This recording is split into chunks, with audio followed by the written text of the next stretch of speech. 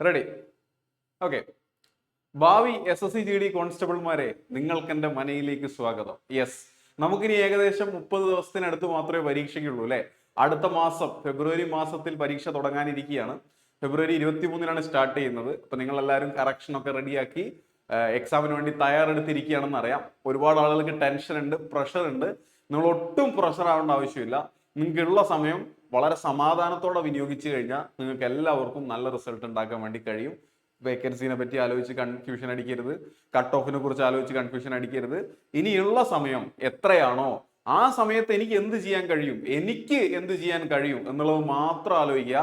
മറ്റുള്ള ആളുകളെക്കാളും ഒരു സ്റ്റെപ്പെങ്കിലും അധികം പഠിക്കാൻ വേണ്ടി നിങ്ങൾ എന്ത് ചെയ്യുക, ശ്രമിക്കുക. ഈ ഒരു കാര്യം മനസ്സിലുണ്ടെങ്കിൽ തീർച്ചയായും നിങ്ങൾക്ക് വളരെ പോസിറ്റീവായുള്ള റിസൾട്ട്, പോസിറ്റീവായുള്ള ഒരു മാർക്ക് ഉണ്ടാക്കാൻ വേണ്ടി കഴിയും. ഞാൻ പണ്ട് 100 മാർക്ക് എന്നൊക്കെ പറയുമായിരുന്നു. പക്ഷെ ഇനി നമുക്ക് അത്രയൊന്നും ഡീറ്റെയിൽ ആയിട്ട് സ്വപ്നം കാണാനുള്ള സമയമില്ല. കഴിഞ്ഞ വർഷം ചോദിച്ച ഒരു ചോദ്യം പോലും നമുക്ക് അറിയാത്തതായിട്ട് ഉണ്ടാവരുത്. അതുപോലെ കുറെ മോക്ക് ടെസ്റ്റുകളൊക്കെ നമ്മൾ ചെയ്തിട്ടുണ്ടാവണം. അപ്പൊ മോക്ക് ടെസ്റ്റുമായി ബന്ധപ്പെട്ട് എങ്ങനെ മോക്ക് ടെസ്റ്റ് ചെയ്യണം എന്നൊക്കെയുള്ള വീഡിയോ ഞാൻ അപ്ലോഡ് ചെയ്തിട്ടുണ്ട്. നിങ്ങൾ ആ വീഡിയോ ഒക്കെ ഒന്ന് കണ്ടു നോക്കണം. എന്നിട്ടേ മോക്ക് ടെസ്റ്റ് ചെയ്യുള്ളൂ. വെറുതെ മോക്ക് ടെസ്റ്റ് എന്ത് ചെയ്യരുത്, ഇരുന്ന് ചെയ്തുകൊണ്ടേ ഇരിക്കരുത്. അതുകൊണ്ട് നിങ്ങൾക്ക് ഉപകാരങ്ങളൊന്നും ഉണ്ടാവില്ല. ഓക്കെ, ഇന്നിപ്പോ നമ്മൾ ചെയ്യാൻ പോകുന്നത്, ഈ ഫെബ്രുവരിയിൽ പരീക്ഷ നടക്കുന്നുള്ള സമയത്ത് തന്നെ ഇതിന്റെ മുമ്പുള്ള പരീക്ഷ 2025 ഫെബ്രുവരി 4-ാം തീയതി ആയിരുന്നു സ്റ്റാർട്ട് ചെയ്തത്. ആ 4-ാം തീയതിയിലെ ആദ്യത്തെ 2 ഷിഫ്റ്റുകളിലെ മാത്സിലെ പ്രധാനപ്പെട്ട ക്വസ്റ്റ്യൻസ് നമ്മൾ ഓൾറെഡി ഡിസ്കസ് ചെയ്തതാണ്. ഇന്നിപ്പോ അന്ന് വൈകിട്ടത്തെ അല്ലെങ്കിൽ 3-ാമത്തെ ഷിഫ്റ്റിലെ ക്വസ്റ്റ്യൻസ്, ഫെബ്രുവരി 4-ാം തീയതി 3-ാം തീയതി നടന്ന പരീക്ഷയിലെ ഏറ്റവും പ്രധാനപ്പെട്ട ചോദ്യങ്ങൾ നമ്മൾ ഡിസ്കസ് ചെയ്യാൻ പോവുക. അപ്പൊ നിങ്ങൾ ചെയ്യേണ്ട കാര്യം, ആദ്യം ഞാൻ ഒരു ക്വസ്റ്റ്യൻ കാണിക്കുമ്പോൾ അത് പോസ് ചെയ്തിട്ട് അത് സോൾവ് ചെയ്യാൻ വേണ്ടി ശ്രമിക്കുക. എന്നിട്ട് എൻ്റെ സൊല്യൂഷൻ എന്താണെന്നും കൂടെ കേട്ട് നോക്കുക. ബെറ്റർ ആയിട്ട് നിങ്ങൾക്ക് തോന്നുന്നുണ്ടെങ്കിൽ നിങ്ങൾ അത് പഠിച്ചെടുക്കുക കേട്ടോ. ഇനി ചില ടോപ്പിക്കുകൾ ഉണ്ടാവും, നിങ്ങൾ ചിലപ്പോൾ ഒട്ടും പഠിക്കാത്ത അല്ലെങ്കിൽ ഒട്ടും മനസ്സിലാവാത്ത ടോപ്പിക്കുകളായിരിക്കും. ആ ടോപ്പിക്കുകൾ അങ്ങനെ ക്വസ്റ്റ്യൻസ് ഉണ്ടെങ്കിൽ ഇതിലത് മനസ്സിലായില്ലെങ്കിൽ നിങ്ങൾ എന്ത് ചെയ്യുക, അതിന്റെ വീഡിയോ എടുത്ത് വെച്ച് കാണുക. ഈ നമ്മുടെ ഗ്രൂപ്പ് വാട്സപ്പ്, നമ്മുടെ യൂട്യൂബ് ചാനലിൽ തന്നെ അതിന്റെ വീഡിയോ കിടക്കുന്നുണ്ടാവും, എടുത്ത് കാണുക. ഓക്കെ, ഇനി വരും ദിവസങ്ങളിൽ ലൈവ് ക്ലാസ്സുകളും ഉണ്ട്. അതും കൂടെ കണ്ടു കഴിഞ്ഞാൽ നിങ്ങൾക്ക് ക്ലിയർ ചെയ്യാൻ വേണ്ടി പറ്റും. ഇനി അതല്ല, നിങ്ങൾക്ക് കണ്ടന്റ് ഭയങ്കര പ്രശ്നമാണ്, കുറെ കണ്ടന്റുകൾ കിട്ടിയാൽ കൊള്ളാം, ഒരുമിച്ചിരുന്ന് കാണാൻ കുറെ ക്ലാസ്സുകൾ കിട്ടിയാൽ കൊള്ളാം എന്നൊക്കെ ഉണ്ടെങ്കിൽ നിങ്ങൾക്ക് തീർച്ചയായിട്ടും നമ്മുടെ ദിശ അക്കാദമി 2025 ഡിസംബറിൽ, അതായത് കഴിഞ്ഞ ഡിസംബറോടെ സ്റ്റാർട്ട് ചെയ്തിട്ടുള്ള ഒരു ബാച്ച് ഉണ്ട് SSC GD ആയി ബന്ധപ്പെട്ട്. അതിൽ ജോയിൻ ചെയ്യാവുന്നതാണ്. ഇനി നിങ്ങൾക്ക് അതും തരാനുള്ള പൈസ, അതിനുള്ള സാമ്പത്തിക സാഹചര്യം ഇല്ല എന്നാണെങ്കിൽ നിങ്ങൾ കോൺടാക്ട് ചെയ്ത് കഴിഞ്ഞാൽ നിങ്ങൾക്ക് റെക്കോർഡഡ് കോഴ്സുകളെ പറ്റിയും അന്വേഷിക്കാവുന്നതാണ് കേട്ടോ. റെക്കോർഡഡ് കോഴ്സിന്റെ ഡീറ്റെയിൽസും പറഞ്ഞു തരുന്നതായിരിക്കും. അപ്പം കോൺടാക്ട് നമ്പറൊക്കെ ഞാൻ ഈ വീഡിയോന്റെ ഇടയിൽ എപ്പോഴെങ്കിലും ഒക്കെ ഷെയർ ചെയ്ത് തരാം. ഇവിടെ കോൺടാക്ട് നമ്പർ ഉണ്ട്, 8075753676 ആണ്. അപ്പൊ ഒന്ന് കോൺടാക്ട് ചെയ്താൽ നിങ്ങൾക്ക് കണ്ടന്റുകൾക്ക് ക്ഷാമം ഉണ്ടാവില്ല. ഞാനിത് പറയാനുള്ള കാരണം എന്താണെന്ന് വെച്ചാൽ, നമ്മൾ ഇതൊന്നും പറയാതെ ഒരുപാട് ക്ലാസ്സുകൾ നിങ്ങൾക്ക് തരും, ഒരുപാട് കണ്ടന്റുകൾ നിങ്ങൾക്ക് തരും. നമ്മൾ കഴിഞ്ഞ ജൂൺ മാസം മുതലേ ഈ പരീക്ഷയ്ക്ക് വേണ്ടിയുള്ള കണ്ടന്റുകൾ ഈ ചാനലിൽ ഇട്ടുകൊണ്ടിരിക്കുന്നതാണ്. എന്നാൽ പരീക്ഷ എടുക്കുമ്പോൾ നിങ്ങൾക്ക് പേടി ഉണ്ടാവും. ആ പേടി മുതലെടുക്കാൻ വേണ്ടി, ഓക്കെ മക്കളെ നിങ്ങൾ പേടിക്കണ്ട, നിങ്ങൾക്ക് വേണ്ടി, നിങ്ങൾക്ക് ഫുൾ മാർക്ക് വാങ്ങാൻ വേണ്ടിയുള്ള ക്രാഷ് കോഴ്സുകൾ ഞങ്ങൾ തരാമെന്ന് പറഞ്ഞ് ഒരുപാട് ആളുകൾ വരും. ഇത്രയും കാലം നമ്മളെ മൈൻഡ് ചെയ്തിട്ട് പോലും ഉണ്ടാവില്ല. അവസാന അവസരത്തിൽ നമ്മളെ പേടി മുതലെടുത്തുകൊണ്ട്, അങ്ങനെ ഉണ്ട്, പേടി മുതലെടുക്കുന്ന ഒരുപാട് ആൾക്കാരുണ്ട്. നിങ്ങൾ ചിലപ്പോൾ നമ്മളെ ഭക്തി കൊണ്ട് പേടിപ്പിക്കുന്ന ആൾക്കാരുണ്ടാവും, അതുപോലെ മതത്തിന്റെ പേരിൽ പേടിപ്പിക്കുന്ന ആൾക്കാരുണ്ടാവും. അവരൊക്കെ ലാഭം ഉണ്ടാക്കുന്നുണ്ട് എന്ന് പറഞ്ഞാൽ തെറ്റായ രീതിയിലുള്ള ലാഭം ഉണ്ടാക്കുന്നുണ്ട്. അങ്ങനെ നമ്മളെ പേടിപ്പിച്ചാലും എന്ത് ചെയ്യരുത്, ലാഭം എടുക്കുന്ന അവസ്ഥ ഉണ്ടാവരുത്. അങ്ങനെ ഒരു പൈസ നിങ്ങൾ ആർക്കും കൊണ്ടുപോയി കൊടുക്കേണ്ട ആവശ്യമില്ല. നിങ്ങൾക്ക് ഒട്ടും പറ്റുന്നില്ലെങ്കിൽ നിങ്ങൾ എന്ത് ചെയ്യുക, നമ്മളെ കോഴ്സ് എടുക്കുക. ഇല്ലെങ്കിൽ നിങ്ങൾ യൂട്യൂബിൽ നിന്ന് പഠിച്ചാൽ മതിയുള്ള, ഒരു കുഴപ്പമില്ല. നിങ്ങൾക്ക് സമാധാനമായിട്ട് ക്ലിയർ ചെയ്യാൻ പറ്റും. ഇനി അതിൽ കണ്ടന്റ് കുറവാണെന്നൊരു ഫീൽ ഉണ്ടെങ്കിൽ തീർച്ചയായിട്ടും ദിശ എന്നെ എന്ത് ചെയ്യുക, ചൂസ് ചെയ്യുക. Okay, ready? നമുക്ക് നമ്മളെ ടോപ്പിക്കിലേക്ക് പോവാം, അല്ലെങ്കിൽ നമ്മളെ ഷിഫ്റ്റിലേക്ക് പോവാം, നമ്മളെ ഷിഫ്റ്റിലെ ക്വസ്റ്റ്യൻസിലേക്ക് പോവാം. ശരി, നമ്മുടെ ക്വസ്റ്റ്യൻ, ആദ്യത്തെ ചോദ്യം. കഴിഞ്ഞ ദിവസം നമ്മൾ എടുത്തിട്ടുണ്ടായിരുന്നു അല്ലെ ക്ലാസ്, സിമ്പിൾ ഇൻട്രസ്റ്റിന്റെ ക്ലാസ് നമ്മൾ കഴിഞ്ഞ ദിവസം എടുത്തതാണ്. ഓക്കെ, ഞാൻ ക്വസ്റ്റ്യൻ കുറച്ചും കൂടെ റെഡി. അപ്പൊ അതിൽ ഞാൻ പറഞ്ഞിട്ടുണ്ടായിരുന്നു, സിമ്പിൾ ഇൻട്രസ്റ്റ് എന്ന് പറഞ്ഞാൽ എന്താ, കടമാണെന്ന് പറഞ്ഞിട്ടുണ്ടായിരുന്നു. അയ്യോ,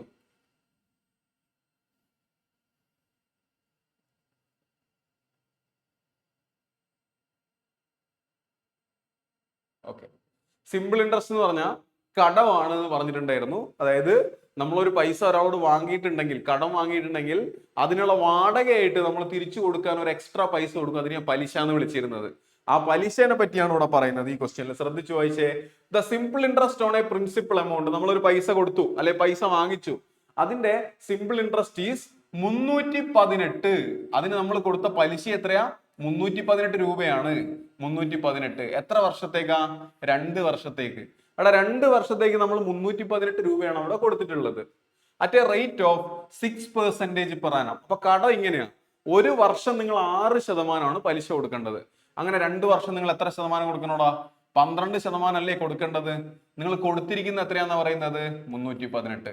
അപ്പൊ ക്വസ്റ്റ്യനിൽ പറഞ്ഞിരിക്കുകയാണ് 12%ആണ് 318. കണ്ടുപിടിക്കേണ്ടത് എന്താ? നിങ്ങൾ വാങ്ങിയ പൈസ എത്രയാ, അല്ലെങ്കിൽ 100%. പ്രിൻസിപ്പിൾ എത്രയാന്ന് വെച്ചാൽ നമ്മൾ 100%ആണ് കണ്ടുപിടിക്കേണ്ടത്.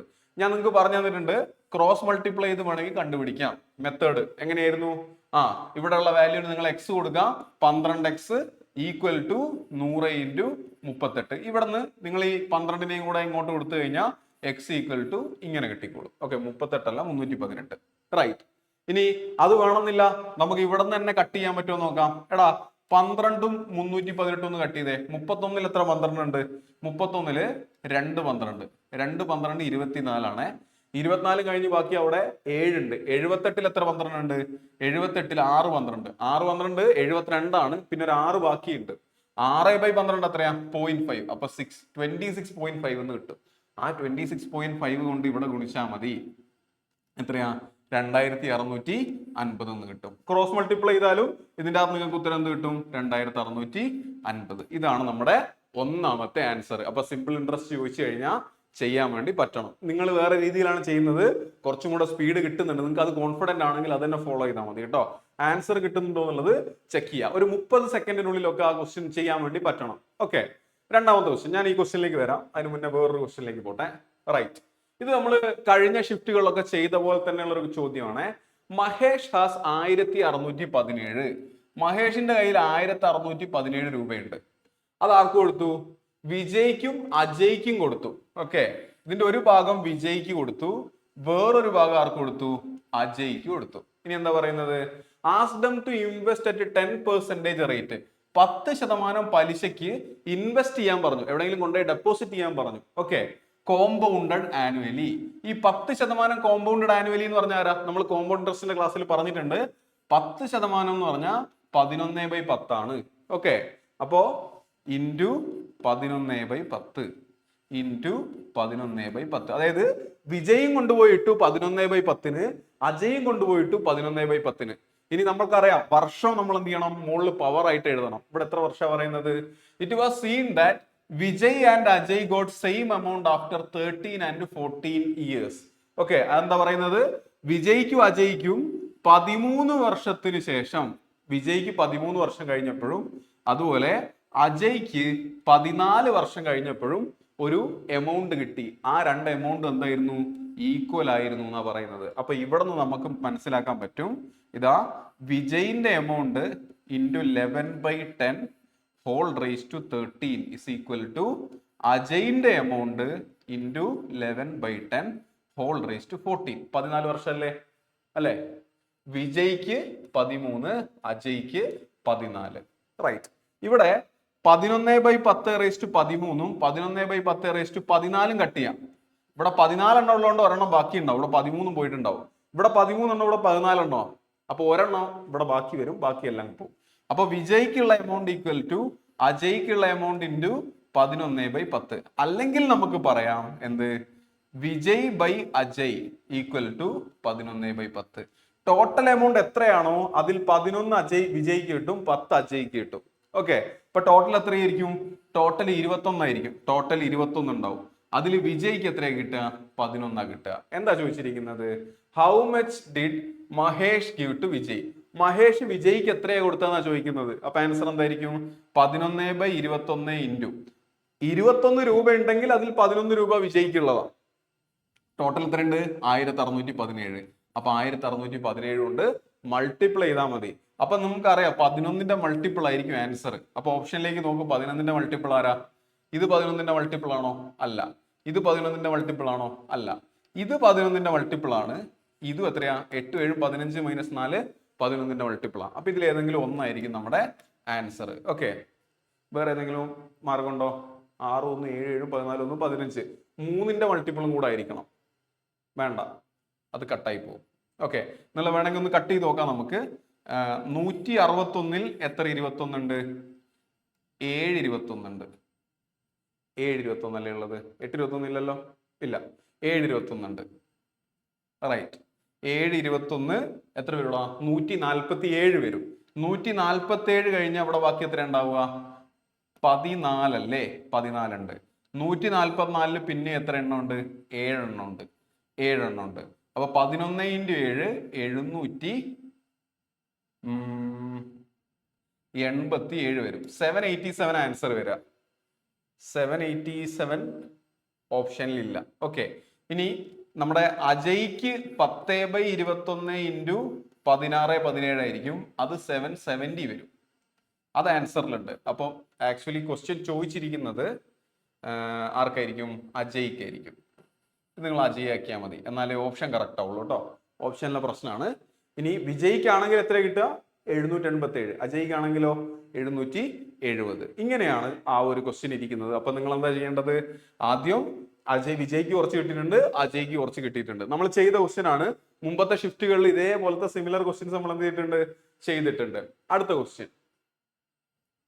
Okay, Ritu and Monica can finish painting a house. Okay, time and work ആണ് കേട്ടോ. ഋതുവിനും മോണിക്കയ്ക്കും എന്ത് ചെയ്യാൻ പറ്റും?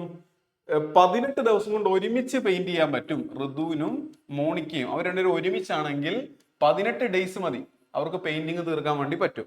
ഇനി ഋതു ഒറ്റയ്ക്കാണെങ്കിലോ? ഋതു ഒറ്റയ്ക്കാണെങ്കിൽ 27 ഡേയ്സ് എടുക്കും. ഓക്കെ, അപ്പൊ അവിടെ നമ്മൾ എന്താ പറഞ്ഞത്? രണ്ടുപേരും ഒരേ ജോലിയെ ചെയ്യുന്നുണ്ടെങ്കിൽ LCM എടുക്കാം. അതായിരിക്കും ടോട്ടൽ ജോലി. എത്രയാ? 18 × 27 LCM എത്രയാ? 54. 18 എങ്ങനെയാ 54 ആക്കുക?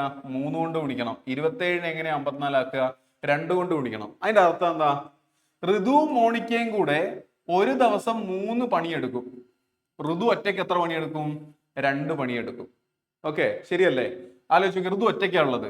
ഒരു ദിവസം 2 പണി. 27 ദിവസം കൊണ്ട് എത്ര പണി? 54 പണി. ഓക്കെ, അപ്പൊ ആ വർക്ക് അങ്ങ് തീരും.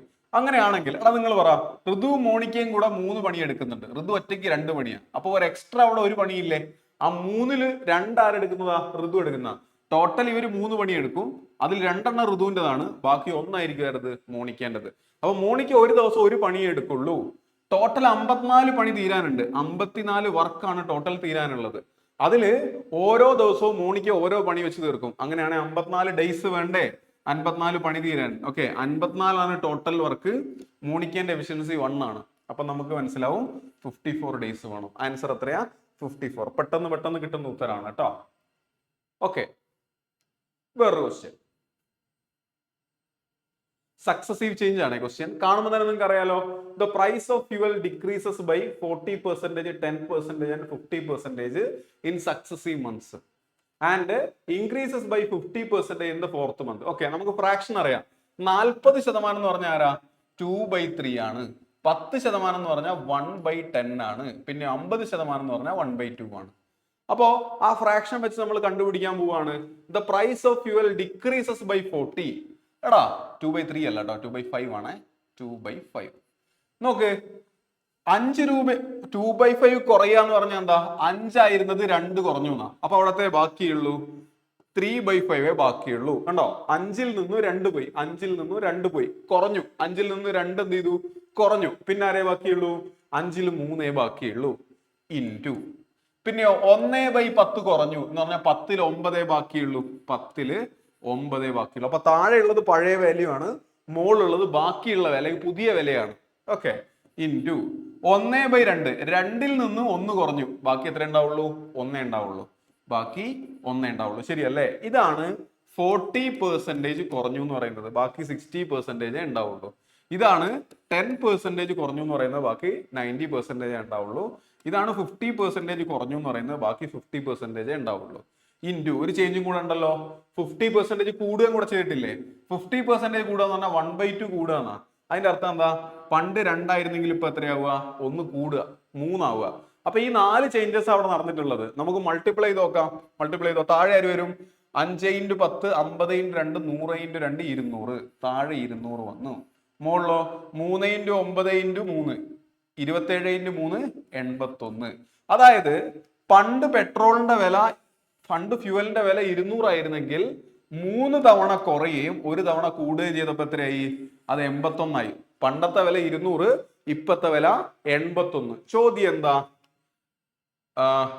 What is the percentage increase or decrease? അല്ലെ, എത്രയാണ് കൂടുകയോ കുറയോ ചെയ്തതെന്നാണ്. നോക്കടാ, പണ്ടത്തെ വില എത്രയായിരുന്നു?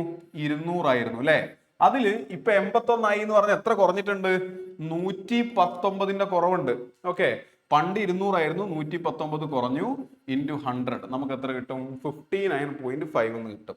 59.5%. അപ്പൊ ഡിക്രീസ് ചെയ്തിട്ടുണ്ട് 59.5%. അതാണ് നമ്മുടെ ആൻസർ വരിക. സക്സസീവ് ചേഞ്ച് നല്ല വൃത്തിയായി പഠിച്ചു വെച്ചിട്ടുണ്ടാവണം. റൈറ്റ്. ആവറേജിന്റെ ക്വസ്റ്റ്യൻ സിമ്പിൾ ക്വസ്റ്റ്യൻ ആണ്. എഴുതുപോലും ചെയ്യാതെ നമുക്ക് ഉത്തരം പറയാൻ പറ്റും. നോക്കിക്കോ, the average of 54 students of A class was 37 years. 54 വയസ്സുള്ള 54 ആൾക്കാരുണ്ട് അല്ലെ. 54 ആൾക്കാർക്കും എത്ര വയസ്സായിരുന്നു? 37 ഇയേഴ്സ് ആണ് ആവറേജ്. ടീച്ചറെയും കൂടെ ഉൾപ്പെടുത്തി കഴിഞ്ഞാൽ എത്രയാവും പറഞ്ഞത്? Average age of the whole group becomes 38. ഓക്കെ, അതായത് ടീച്ചർ വന്നു കഴിഞ്ഞാൽ ടീച്ചർക്ക് 38 വയസ്സുണ്ടാവും. ഓക്കെ, പ്ലസ് ടീച്ചർ ഇവരുടെ 54 ആൾക്കാരുടെയും ആവറേജ് 37 അല്ലേ, അതിന് എത്രയാക്കും? 38 നാക്കും. ഹോൾ ഗ്രൂപ്പിന്റെ ആവറേജ് കൂടുന്നല്ലേ പറയുന്നത്. അപ്പൊ 54 ആൾക്കാർക്ക് 1 വെച്ച് കൂടും, അതും ടീച്ചറിന്റെ പ്രായം തന്നെയാണ്. അപ്പൊ 54 × 1 എത്രയാ? 54. ഇത് കൂട്ടിക്കഴിഞ്ഞാൽ എത്ര കിട്ടും? 92. 8 4 12, 2 ലെന്റിന്ന് ഒറ്റ ഉത്തരവേ ഉള്ളൂ. റൈറ്റ്. അപ്പൊ ഞാൻ ഇവിടെ ഇത്രേ പറഞ്ഞുള്ളൂ. 54 ആൾക്കാർക്കും 37 ആയിരുന്നു. 38 എന്നുള്ള ഒരു ടീച്ചർ വന്നു. ആ ടീച്ചർ വന്നപ്പോ 54 ആൾക്കാർക്ക് 1 വെച്ച് കൂടി. അപ്പോ ആ 54 എവിടെ നിന്ന് ടീച്ചർ കൊണ്ടുവന്ന? 54 ആൾക്കാർക്ക് 1 വെച്ച് കിട്ടിയിട്ടുണ്ടെങ്കിൽ അത് ടീച്ചർ കൊണ്ടുവന്നതാണ്. ഇപ്പൊ ടീച്ചറാണ് ഈ 38 കൊണ്ടുവന്നത്, ടീച്ചറാണ് എക്സ്ട്രാ 54 കൊണ്ടുവന്നത്. അത് രണ്ടും കൂടെ കൂട്ടിയാ 92 എന്ന് കിട്ടും. പെട്ടെന്ന് ഉത്തരം കിട്ടും കേട്ടോ. അപ്പൊ അത്തരം ഏരിയാസ് പഠിച്ചു വെക്കണം. ആവറേജ് എന്ന് പറഞ്ഞൊരു ക്ലാസ് ഇവിടെ കിടക്കുന്നുണ്ട്, ഈ ചാനലിൽ തന്നെ കിടക്കുന്നുണ്ട്. Average in 1 hour. അതൊന്ന് കണ്ടു നോക്കിയാൽ മതി. റൈറ്റ്. അടുത്ത question. The ratio between two numbers is 19:24. രണ്ട് നമ്പറുകൾ തമ്മിലുള്ള റേഷ്യോ 19:24 ആണ്. ഓക്കെ, ഞാൻ നമ്മളെ നമ്പറും കൂടെ ഒന്ന് പറഞ്ഞുതരാം കേട്ടോ. ദിശ അക്കാദമിന്റെ ഇവിടെ എഴുതി വെച്ചിട്ടുണ്ട് 8075753676 ആണ് കേട്ടോ. അപ്പൊ ആരെങ്കിലും കോഴ്സ് ഒക്കെ എടുക്കാൻ പ്ലാൻ ചെയ്യുന്നുണ്ടെങ്കിൽ കോൺടാക്ട് ചെയ്യാവുന്നതാണ്. ശരി, രണ്ട് നമ്പറുകൾ തമ്മിലുള്ള റേഷ്യോ 19:24 ആണ്. ഈ രണ്ട് നമ്പറും 36 വെച്ച് കുറച്ച് കഴിഞ്ഞാൽ എന്ത് സംഭവിക്കും? 3:4 ആവുന്ന പറയുന്നത്. രണ്ട് നമ്പറും 36 വെച്ച് കുറച്ച് കഴിഞ്ഞാൽ ഇവിടെ നിന്ന് 36 കുറച്ചു, ഇവിടെ നിന്നും 36 കുറച്ചു. അപ്പൊ എന്താവുന്ന പറഞ്ഞത്? അവരെ റേഷ്യോ 3:4 ആവുന്ന പറഞ്ഞത് അല്ലെ. ശരി, അപ്പൊ എന്ത് ചെയ്യാം? എന്നിട്ട് ചോദ്യം എന്താ? Find the sum of the numbers. ഈ രണ്ട് നമ്പറുകളുടെ സമ്മ ചോദിച്ചിരിക്കുന്നത്. ശരി, രണ്ട് സൈഡിൽ നിന്നും ഒരേ വാല്യൂ കുറഞ്ഞു കഴിഞ്ഞാൽ നമ്മൾ റേഷ്യോ എന്ന് പറഞ്ഞ ക്ലാസ്സിൽ പറഞ്ഞിട്ടുണ്ട്. റേഷ്യോയിൽ എന്താ പറഞ്ഞിരിക്കുന്നത്? ഇതൊരു നമ്പറാണ്, ഇവൻ വേറൊരു നമ്പറാണ്. ഇവർക്ക് രണ്ടുപേരെ ഇടയിലൊരു ഡിഫറൻസ് ഇല്ലേ? 19-24 തമ്മിലുള്ള ഡിഫറൻസ് എത്രയാ? 5 ആണ് അല്ലെ. ഇവരുടെ ഇടയിലുള്ള ഡിഫറൻസ് 5 ആണ്. ഓക്കെ, ഇനി അപ്പോ രണ്ട് സൈഡിൽ നിന്ന് ഒരേ നമ്പർ കുറച്ച് കഴിഞ്ഞാൽ ഡിഫറൻസ് എത്ര തന്നെ ആയിരിക്കണം? 5 തന്നെ ആയിരിക്കണം. നിങ്ങൾ ഇത്ര ഓർത്താൽ മതിയേ. ഇവിടെ 10ഉം 8ഉം തമ്മിലുള്ള ഡിഫറൻസ് 2 അല്ലേ. 10ൽ നിന്ന് ഞാൻ 5 കുറച്ചു, 8ൽ നിന്ന് ഞാൻ 5 കുറച്ചു, സ്റ്റിൽ ഡിഫറൻസ് എത്ര തന്നെയാ? 2 തന്നെയാ. അപ്പൊ രണ്ട് സൈഡിൽ നിന്ന് ഒരേ വാല്യൂ കുറഞ്ഞു കഴിഞ്ഞാൽ ഡിഫറൻസ് സെയിം ആയിരിക്കണം. ഇവിടെ പക്ഷേ ഡിഫറൻസ് സെയിം ആണോ? അല്ല. ഇവിടെ ഡിഫറൻസ് എത്രയാണുള്ളത്? ഇവിടെ ഡിഫറൻസ് 1 ആണുള്ളത്. ഇവിടുത്തെ ഡിഫറൻസ് ഓക്കെ, ഇവിടുത്തെ ഡിഫറൻസ് 1 ആണ്. 3ഉം 4ഉം തമ്മിലുള്ള ഡിഫറൻസ് 1 ആ, അത് പറ്റൂല. ഇവിടെ ഡിഫറൻസ് 5 ആണെങ്കിൽ ഇവിടെ എത്ര ആയിരിക്കണം? 5 ആയിരിക്കണം. അപ്പൊ നമ്മള് ഇവിടെ 5 എന്നുള്ള ഡിഫറൻസ് കിട്ടാൻ വേണ്ടിയിട്ട് ഇവനെ 5 കൊണ്ട് ഗുണിക്കുക, ഇവനെ 5 കൊണ്ട് ഗുണിക്കുക. അപ്പൊ നമ്മളെ റേഷ്യോ 3:4 അല്ല, 15:20 എന്ന് കിട്ടും. ഇപ്പൊ കറക്റ്റായി. ഒന്ന് ശ്രദ്ധിച്ചു നോക്കിയേ. 19 എന്നുള്ളത് 36 കുറഞ്ഞപ്പോ 15 അല്ലെ. എത്ര കുറഞ്ഞു? 4 യൂണിറ്റ് കുറഞ്ഞു. 24 4 യൂണിറ്റ് കുറഞ്ഞു, 36 കുറഞ്ഞു. അപ്പൊ നമുക്ക് പറയാം അകത്ത് 4 യൂണിറ്റ് കുറഞ്ഞു, പുറത്ത് 36 കുറഞ്ഞു. അപ്പൊ 4 യൂണിറ്റ് ആണ് എത്ര? 36. 4 യൂണിറ്റ് 36 ആണ്. അങ്ങനെയാണെങ്കിൽ കണ്ടുപിടിക്കേണ്ട എന്താ? ഇവരെ സം എത്രയാ? 19ഉം 24ഉം കൂടെ കൂട്ടിക്കഴിഞ്ഞാൽ നമുക്ക് എത്ര കിട്ടാം? 43 അല്ലേ. അപ്പൊ 43 യൂണിറ്റ് എത്രയാന്ന് കണ്ടുപിടിച്ചാൽ മതി. 4 യൂണിറ്റ് 36 ആണെങ്കിൽ 1 യൂണിറ്റ് 9 ആയിരിക്കും, അല്ലെ 9 കൊണ്ട് അവിടെ ഗുണിച്ചിട്ടുള്ളത്. ഇവിടെ എന്ത് ചെയ്യുക, 9 കൊണ്ട് ഗുണിക്കുക. 43 × 9 എത്രയാ? 43 × 9 വരിക 387, 387. ഇതൊരു മാർഗം. ഇനി വേറൊരു കാര്യം നിങ്ങൾ ഓർക്കേണ്ടതെന്ന് അറിയാമോ? നിങ്ങളോട് ചോദിച്ചിരിക്കുന്നത് എന്താ?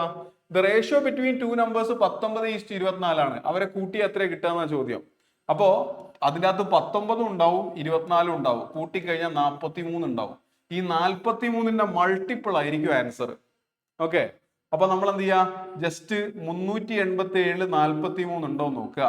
ഉണ്ട്, അത് ആൻസർ ആവാൻ ചാൻസ് ഉണ്ട്. 238 47 ഉണ്ടോ നോക്കുക. ഇല്ലെങ്കിൽ അത് ഉത്തരാവൂല. 295 47 ഉണ്ടോ നോക്കുക. ഇല്ലെങ്കിൽ അത് ഉത്തരാവൂല. 305 47 ഉണ്ടോ നോക്കുക. ഇല്ലെങ്കിൽ അത് ഉത്തരാവൂല. ചില കേസുകളിൽ ഇത് ഹെൽപ്പ് ചെയ്യും, ഇവിടെ ഇത് ഹെൽപ്പ് ചെയ്യില്ല. പക്ഷെ ചില സ്ഥലങ്ങളിൽ എന്ത് ചെയ്യും? ഹെൽപ്പ് ചെയ്യും. അല്ലാത്ത സ്ഥലത്ത് നിങ്ങൾ റേഷ്യോ വെച്ച് തന്നെ ചെയ്യണം. റേഷ്യോയ്ക്ക് പല മെത്തേഡുകളുണ്ട്. നിങ്ങൾക്ക് ഈസി ആയിട്ടുള്ള മെത്തേഡ് ഏതാണോ അത് എടുക്കുക. ഞാൻ ഇവിടെ ഡിഫറൻസ് ആണ് എടുത്തിട്ടുള്ളത് കേട്ടോ. റൈറ്റ്, അടുത്ത ക്വസ്റ്റ്യനിലേക്ക് പോവാം. Okay, same. Ready. A gun is fired at A distance of 1.35 kilometres. നമ്മളെ ഒരു 1.35 കിലോമീറ്റർ, 1.35 കിലോമീറ്റർ എന്ന് പറഞ്ഞാൽ 1350 മീറ്റർ എന്നാണ്. എന്റെ 1350 മീറ്റർ ദൂരെ നിന്ന് ഒരു തോക്കും കൊണ്ട് ഒരാൾ വെടിവെച്ചു. ഞാൻ ആ സൗണ്ട് കേൾക്കുന്നത്, she here's the sound after 3 seconds. അപ്പോ ഡിസ്റ്റൻസ് എത്രയാ? 1350 ആണ്. അവിടെ നിന്ന് വെടിവെച്ചപ്പോൾ അവിടെ ഒരു സൗണ്ട് ഉണ്ടായി. ആ സൗണ്ട് ട്രാവൽ ചെയ്ത് എന്റെ അടുത്ത് എത്താൻ വേണ്ട ടൈം എത്രയാ? 3 സെക്കൻഡ് ആണ്, 3 സെക്കൻഡ്സ്. അങ്ങനെയാണെങ്കിൽ സ്പീഡ് ഓഫ് സൗണ്ട് എത്രയാന്ന ചോദ്യം. അപ്പൊ ഡിസ്റ്റൻസ് ഉണ്ട്, ടൈം ഉണ്ട്. നമ്മളെ സൗണ്ട് ട്രാവൽ ചെയ്ത ഡിസ്റ്റൻസ് ഉണ്ട്, സൗണ്ട് ട്രാവൽ ചെയ്ത ടൈം ഉണ്ട്. ബട്ട് സൗണ്ട് ട്രാവൽ ചെയ്ത സ്പീഡ് എത്രയായിരിക്കും? ഡിസ്റ്റൻസ് ബൈ ടൈം ആയിരിക്കും. 1350/3 സെക്കൻഡ് ആയിരിക്കും. അല്ലെങ്കിൽ കട്ട് ചെയ്ത് കഴിഞ്ഞാൽ എത്ര കിട്ടും? 450 seconds, meter per second. 450 meter per second. Answer 450 ആയിരിക്കും. ഓക്കെ, ഇത് ഒറിജിനൽ സ്പീഡ് ഓഫ് സൗണ്ട് ഒന്നല്ല കേട്ടോ. Original speed of sound, air speed of sound in air എത്രയാ? 330 331 പോയിന്റ് സംതിങ് ആണ് കേട്ടോ.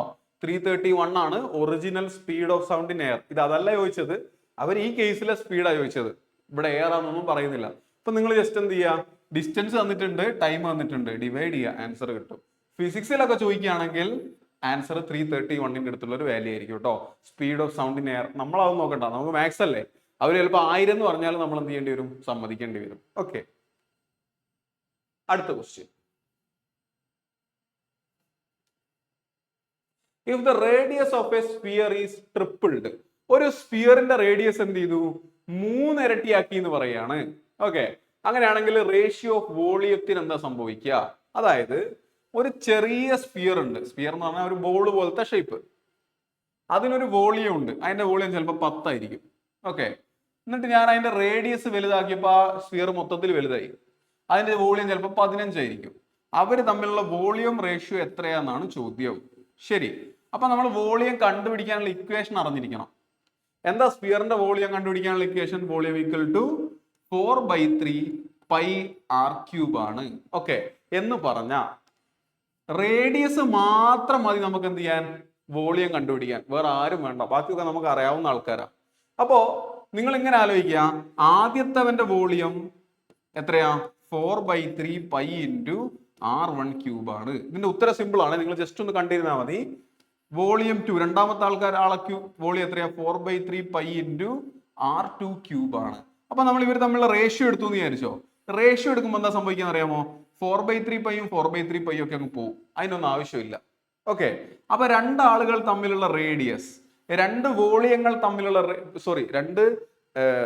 രണ്ട് സ്ഫിയറുകൾ തമ്മിലുള്ള വോളിയം റേഷ്യോ കണ്ടുപിടിക്കാൻ, വോളിയം 1:വോളിയം 2 കണ്ടുപിടിക്കാൻ നിങ്ങൾ r⁻³ r⁻³ എടുത്താൽ മതി. ഓക്കെ, ഇവിടെ ക്വസ്റ്റ്യൻ എന്താ പറഞ്ഞത്? ഒരു സ്ഫിയർ ഉണ്ട്, അതിന്റെ റേഡിയസ് 3 ഇരട്ടിയാക്കി.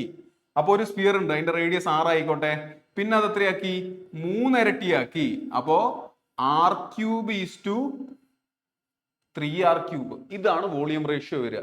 3 ഇരട്ടിയാക്കിയാല് r³ 3r³. ഞാൻ അതിനൊരു ഷോർട്ട് കട്ട് കൂടെ പറഞ്ഞുതരാം, നിങ്ങൾ ഇപ്പൊ ഇത് ശ്രദ്ധിച്ചോ. അപ്പൊ അവിടെ കട്ടായി പോകാരാ ആർ ക്യൂബും കട്ടായി പോകും. ഒരു 3 ക്യൂബ് ബാക്കി ഉണ്ടാവും. 1:3 ക്യൂബ് അല്ലെങ്കിൽ 1:27 1:27 അതാണ് ആൻസർ വരിക. ഓക്കെ, പക്ഷേ ഇത് മനസ്സിലാക്കാൻ നിങ്ങൾ ഇത്രയും ഡീറ്റെയിൽ ആയി പഠിക്കേണ്ട ആവശ്യമൊന്നുമില്ല. ഇതാ നിങ്ങളോടൊരു ക്വസ്റ്റ്യനിൽ പറയുകയാണ്, ആദ്യം ഒരു സ്ഫിയർ ഉണ്ടായിരുന്നു, അതിനൊരു റേഡിയസ് r ഉണ്ട്, പിന്നെ ഒരു സ്ഫിയർ ഉണ്ട്, അതിന്റെ റേഡിയസ് n ടൈംസ് കൂട്ടി, ഇവിടെ 3 ടൈംസ് ആക്കി എന്നല്ലേ പറയുന്നത്, ട്രിപ്പിൾഡ് എന്നല്ലേ പറയുന്നത്, n ടൈംസ് ആക്കി എന്ന് പറഞ്ഞു വിചാരിച്ചോ. അവിടെ അവരുടെ വോളിയം റേഷ്യോ എത്രയായിരിക്കും അറിയാമോ? Volume ratio equal to 1:n³ ആയിരിക്കും. 1:n³.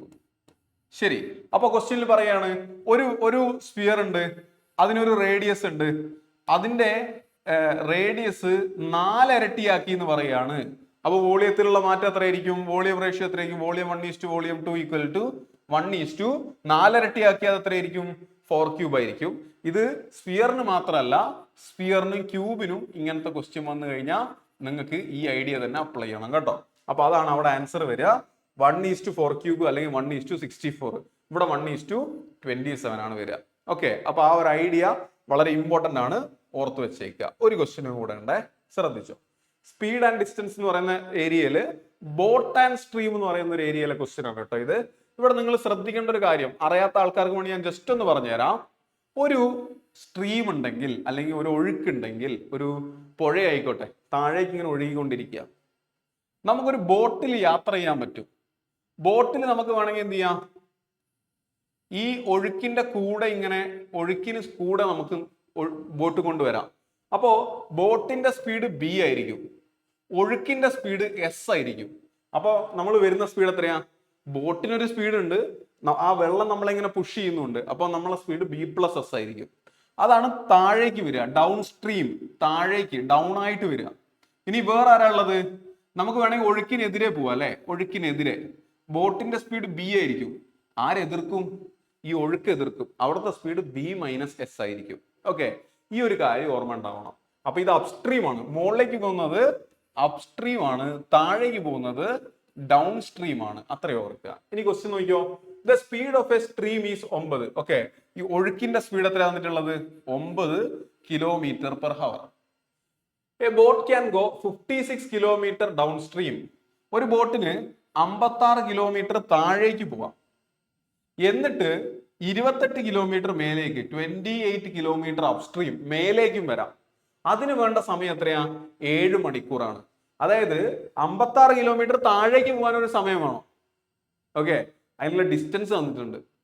ഇനി അവിടെ താഴെ എത്തിയിട്ട് 28 കിലോമീറ്റർ മുകളിലേക്കും കൂടെ വരണം.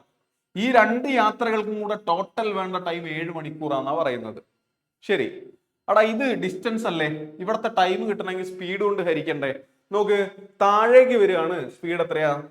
b+s, ബോട്ടിന്റെ സ്പീഡ് പ്ലസ് സ്ട്രീമിന്റെ സ്പീഡ്. പക്ഷെ സ്ട്രീമിന്റെ സ്പീഡ് ക്വസ്റ്റ്യനിൽ തന്നിട്ടുണ്ട് 9 ആണ്. റൈറ്റ്, ഇതാണ് താഴേക്ക് വരാനുള്ള ടൈം. മുകളിലേക്ക് പോകാനുള്ള ടൈമോ 28 മുകളിലേക്കുള്ള സ്പീഡ് b-s ആണ്.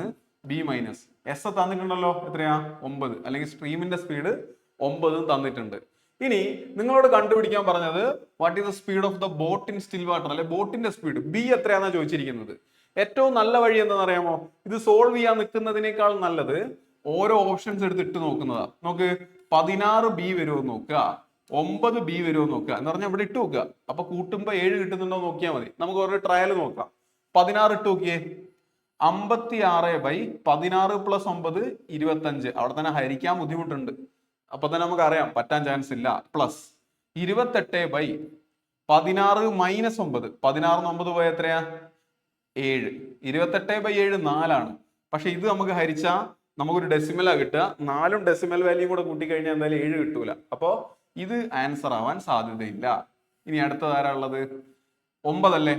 9 ഇട്ട് നോക്കിയേ, 56/9 + 9 18 പ്ലസ് 28/9 - 9 0. അത് പറ്റുമോ? അങ്ങനെ പറ്റൂല, ഡിനോമിനേറ്റർ 0 വരാൻ പാടില്ല. ഇപ്പൊ രണ്ടാമത്തെ ആള് പറ്റൂല. മൂന്നാമത്തെ ആള് നോക്ക്, 56/15 + 9 24 പ്ലസ് 15 - 9. ഓക്കെ, 28/15 - 9 എത്രയാ? 6. കട്ട് ചെയ്താലോ? കട്ട് ചെയ്യാം അല്ലെ? ആരെ കട്ട് ചെയ്യാം? 28ഉം 6ഉം കട്ട് ചെയ്താ 7/3 എന്ന് കിട്ടും. 7ആണോ? 7അല്ല, 14/3 എന്ന് കിട്ടും. 14/3. 56-ല് 8 ഉണ്ട്, 24-ൽ 8 ഉണ്ട്. 56-ല് 7 8 ഉണ്ട്. ഓക്കെ, 7 8 ഉണ്ട്. 24-ല് 3 8 ഉണ്ട്. അപ്പൊ ഇത് 7/3 ആണ്, 14/3 ആണ്. കൂട്ടിയാലോ നമുക്ക് 21/3 എന്ന് കിട്ടും, അല്ലെങ്കിൽ 7 എന്ന് കിട്ടും. കണ്ടോ, 7 കിട്ടി. 7 കിട്ടി. ആരിട്ടപ്പോഴാണ് 7 കിട്ടിയത്? 15 ഇട്ടപ്പോ. അപ്പൊ ആൻസർ എത്രയാ? 15. അപ്പൊ ആരെയാണ് അവിടെ സബ്സ്റ്റിറ്റ്യൂട്ട് ചെയ്യാൻ പറ്റുക? ആരെ സബ്സ്റ്റിറ്റ്യൂട്ട് ചെയ്താലാണ് അവിടെ ആൻസർ കിട്ടുക നോക്കിയാൽ മതി. ഇതാണ് കുറച്ചും കൂടി എളുപ്പം. ഇല്ലെങ്കിൽ നിങ്ങൾ ഇക്വേഷൻ സോൾവ് ചെയ്യണം, ടൈം എടുക്കും. നിങ്ങളെ ഹെൽപ്പ് ചെയ്യാൻ പോകുന്നത് ഇതാണ്. അപ്പൊ നിങ്ങൾ എക്സാമിന് നിങ്ങൾ എന്ത് ചെയ്താൽ മതി? ഈ ഒരു ഐഡിയ ഉണ്ടാക്കിയിട്ട് അതിനകത്തേക്ക് ആൻസറുകൾ സബ്സ്റ്റിറ്റ്യൂട്ട് ചെയ്താൽ മതി. പക്ഷേ എനിക്കറിയാം ഈ ഒരു ടോപ്പിക്കിൽ നിങ്ങൾ കുറച്ച് പേരെങ്കിലും വീക്ക് ആയിരിക്കും എന്നുള്ളത്. അതുകൊണ്ട് ഈ ഒരു ടോപ്പിക്കിന്റെ ക്ലാസ് നിങ്ങൾക്ക് ലൈവ് ആയിട്ട് തന്നെ യൂട്യൂബിൽ എക്സ്പെക്ട് ചെയ്യാം. നമ്മളെ ചാനലൊക്കെ ഒന്ന് സബ്സ്ക്രൈബ് ചെയ്ത് വെച്ചാൽ മതി. വരും ദിവസങ്ങളിൽ അങ്ങോട്ട് ലൈവ് ക്ലാസ്സുകളൊക്കെ ഉണ്ടാവും. ഉച്ചയ്ക്ക്, വൈകിട്ട്, ഈ രാത്രി സമയത്തേക്കൊക്കെ ഉണ്ടാവും. ഇപ്പൊ ഞാൻ പറഞ്ഞു നമ്മളൊരു പുതിയ കോഴ്സ് സ്റ്റാർട്ട് ചെയ്തിട്ടുണ്ടെന്ന്. ആ കോഴ്സിന് ഇപ്പൊ ക്ലാസ്സുകൾ എടുത്തുകൊണ്ടിരിക്കുന്നതുകൊണ്ടാണ് എല്ലാ ദിവസവും നിങ്ങൾക്ക് ക്ലാസ് വെക്കാത്തത്. അപ്പൊ അവരെ സിലബസ് ഏകദേശം തീരാനാകുമ്പോൾ മുതൽ, അതായത് ഒരു 10-15 ദിവസത്തിനുള്ളിൽ നമുക്ക് എല്ലാ ദിവസവും ക്ലാസ്സുകളാക്കാം. അതുവരെ ഒന്നിടവിട്ട ദിവസങ്ങളിലൊക്കെയുള്ള ഈ റിവിഷൻ ക്ലാസ്സുകൾ വെച്ചിട്ട് ക്വസ്റ്റ്യൻസ് ചെയ്ത് റെഡിയാക്കി എടുക്കാൻ വേണ്ടി ശ്രമിക്കുക. ഒരിക്കൽ പോലും സ്വന്തം കഴിവിലുള്ള വിശ്വാസം കൈവിടാണ്ടിരിക്കുക. നിങ്ങൾ വിശ്വസിക്കുക എന്നെ കൊണ്ട് സാധിക്കുന്നുള്ളത്. ആ ഒരു വിശ്വാസം ഉണ്ടെങ്കിൽ, എനിക്കറിയാം ഞാൻ ഇവിടെ സ്പീഡിൽ പറഞ്ഞത് നന്നായി പഠിക്കുന്ന നല്ല കണ്ടന്റ് അറിയാവുന്ന കുട്ടികൾക്ക് നല്ല പെട്ടെന്ന് ചെയ്യാൻ വേണ്ടിയിട്ടാണ്. അപ്പൊ അവിടെ നമ്മൾ കുറച്ചുപേരെങ്കിലും എന്താവുന്നുണ്ടാവും, മാനസികമായിട്ട് ഓക്കെ എനിക്കിത് പറ്റും തോന്നില്ല എന്ന് വിചാരിക്കുന്നുണ്ടാവും. ഇത് ആ ഷിഫ്റ്റിലുള്ള 10 ക്വസ്റ്റ്യൻ ഞാൻ എടുത്തിട്ടുണ്ടെങ്കിൽ ബുദ്ധിമുട്ടുള്ള, അതായത് കമ്പാരിറ്റീവ്ലി ബുദ്ധിമുട്ടുള്ള ഫസ്റ്റ് 10 ക്വസ്റ്റ്യൻസാ, ബാക്കി 10 എളുപ്പമാണ്. അതുകൊണ്ടാണ് ഞാൻ എടുക്കാഞ്ഞത്. വെറുതെ അത് ഡിസ്കസ് ചെയ്യുന്നത് എന്തിനാന്ന് വിചാരിച്ചിട്ടാ. ഇനി അങ്ങനെയുള്ള ആൾക്കാർക്ക് വേണ്ടിയിട്ടാണ് നമ്മൾ ലൈവ് ക്ലാസ്സുകൾ വെക്കുന്നത്. അപ്പോൾ നിങ്ങൾ ലൈവ് ക്ലാസ്സുകൾ ഉള്ളപ്പോൾ നമ്മളെ ടെലഗ്രാം ഗ്രൂപ്പിലും വാട്സപ്പ് ഗ്രൂപ്പിലൊക്കെ ജോയിൻ ചെയ്തിരിക്കുക. ലൈവ് ക്ലാസ്സുകൾ ഉള്ളപ്പോൾ അതിൽ കയറിയിരിക്കുക. നമ്മുടെ ലൈവ് ക്ലാസ്സുകൾക്ക് മുന്നേ നിങ്ങൾക്ക് നോട്ടിഫിക്കേഷൻ തരും, യൂട്യൂബിൽ ഇത്ര മണിക്കൂർ ലൈവ് ക്ലാസ് ഉണ്ട്. സാധാരണ ഏകദേശം 100-150 കുട്ടികൾ എല്ലാ ദിവസവും എന്ത് ചെയ്യുന്നുണ്ട്? ഈ ക്ലാസ്സുകൾ അറ്റൻഡ് ചെയ്യുന്നുണ്ട്. അപ്പൊ തീർച്ചയായും നിങ്ങളും അറ്റൻഡ് ചെയ്യുക. നിങ്ങൾ മനസ്സിലാക്കേണ്ടത് ഇത്തവണ കേരളത്തിൽ ഏകദേശം ഇതുവരെ 300 വേക്കൻസിന്റെ അടുത്തുള്ളത്. നമുക്ക് തന്നെ കുറച്ച് നാളായിട്ട് ഈ വന്ന ജൂൺ മുതലുള്ള സമയം മുതൽ ഒരു 300-350ഓളം കുട്ടികൾ ലൈവായി ഇരുന്ന് പഠിക്കുന്നവരുണ്ട്. അപ്പോൾ അവരോടാണ് നമ്മൾ മത്സരിക്കാൻ പോകുന്നത്. അവരെ അതുപോലെ തന്നെ നമുക്ക് അറിയാത്ത ഒരുപാട് ആളുകളുണ്ട്. അപ്പൊ ഈ ആളുകളോടൊക്കെ മത്സരിക്കണമെങ്കിൽ നിങ്ങൾ വെറുതെ ഒക്കെ ഒരു ക്ലാസ് കണ്ടേക്കാം എന്ന് വിചാരിച്ച് കണ്ടതുകൊണ്ട് കാര്യമില്ല. ഈ പറഞ്ഞ കാര്യങ്ങളൊക്കെ പ്രോപ്പറായി ചെയ്യാൻ വേണ്ടി ശ്രമിക്കണം. ഇനി മോക്ക് ടെസ്റ്റുകൾ ചെയ്യുന്ന ആൾക്കാരുണ്ടാവും. എങ്ങനെ മോക്ക് ടെസ്റ്റ് ചെയ്യണം എന്നുള്ളതുമായി ബന്ധപ്പെട്ട ഒരു വീഡിയോയും കൂടെ നമ്മളെ ചാനലിൽ വരുന്നുണ്ട്. അതും കൂടെ ഒന്ന് കണ്ട് മനസ്സിലാക്കുക. മോക്ക് ടെസ്റ്റുകൾ ചെയ്യുമ്പോൾ ഒരുപാട് മിസ്റ്റേക്കുകൾ നിങ്ങൾ പൊതുവെ വരുത്താറുണ്ട്. അതൊക്കെ ഒന്ന് ഒഴിവാക്കാനും കൂടെ ശ്രമിക്കുക. ഇങ്ങനെയൊക്കെ ചെയ്താൽ മതിയടാ. ഇത്രയൊക്കെ ചെയ്താൽ തന്നെ നമുക്ക് എന്ത് ചെയ്യാം? നിങ്ങൾ ആഗ്രഹിച്ച ഒരു റിസൾട്ടിലേക്ക് എത്താൻ വേണ്ടി കഴിയും. ഓക്കെ, അവിടെ വീണു പോകരുത്, വഴിയിൽ വീണു പോകരുത് എന്നുള്ള ഒരൊറ്റ കാര്യമേ ഉള്ളൂ. അങ്ങനെ നിങ്ങൾ വീണു പോകാണ്ടിരിക്കാൻ വേണ്ടിയാണ് ഇടയ്ക്കിടയ്ക്ക് കണ്ടന്റുകൾ തന്നുകൊണ്ടേയിരിക്കുന്നത്. നിങ്ങളെ കൂടെ ആളുകളുണ്ട്, ഞങ്ങൾ എല്ലാവരും നിങ്ങളെ കൂടെ തന്നെ ഉണ്ട്. വരുന്ന ഒരു മാസത്തിനപ്പുറമുള്ള പരീക്ഷ തീർച്ചയായും നിങ്ങൾക്ക് വേണ്ടിയുള്ളതാണ്. നിങ്ങളുടെ ജീവിതത്തിൽ വലിയ മാറ്റങ്ങൾ ഉണ്ടാക്കാനുള്ളത് തന്നെയാണ് എന്ന് ഉറച്ചു വിശ്വസിച്ചുള്ള നമുക്ക് ആ പരീക്ഷയിൽ കാണാം. ഓക്കെ, അപ്പൊ അടുത്ത ഷിഫ്റ്റ് നമ്മൾ ഫെബ്രുവരി 4 മുഴുവൻ എക്സാമുകളെ പറ്റിയും പറഞ്ഞു കഴിഞ്ഞു. അടുത്ത ഷിഫ്റ്റിന്റെ ക്വസ്റ്റ്യൻസുമായിട്ട് മറ്റൊരു ദിവസം കാണാം. മിക്കവാറും ഒരു 3 ദിവസത്തിനുള്ളിൽ തന്നെ അല്ലെങ്കിൽ 2 ദിവസത്തിനുള്ളിൽ തന്നെ ആ ഒരു ക്ലാസ്സും നിങ്ങൾക്ക് കാണാവുന്നതാണ്. അപ്പൊ അതുവരെ വെയിറ്റ് ചെയ്യുക. Thank you.